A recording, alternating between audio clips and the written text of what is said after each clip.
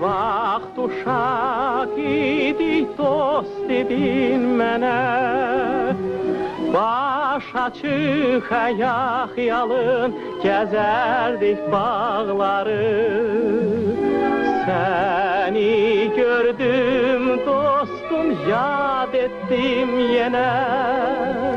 Bir şirin yuxu kimi ötən o çağları. Ah niyə, nə üçün mən beləyəm bəs bugün? Ah niyə sənin mən tuta bilmirəm əllərindən?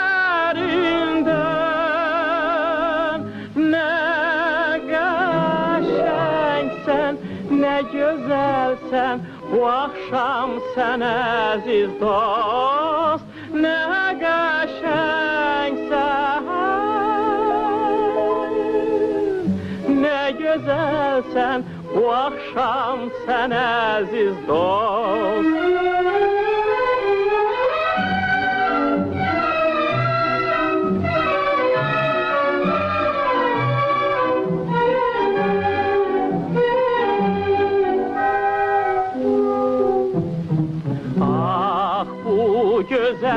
Gözəllik mən bəs o zaman nə üçün hiss etmədim, söylə bugünkü tək.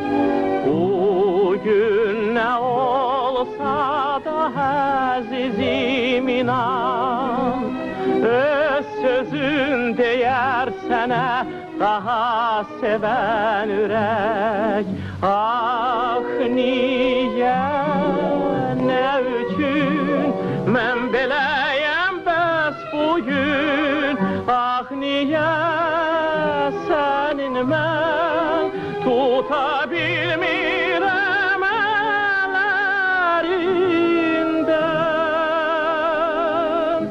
Nə qəşəngsən, nə gözəlsən bu axşam sən əziz dost. Nə qəşəngsən, nə gözəlsən bu axşam sən əziz dost.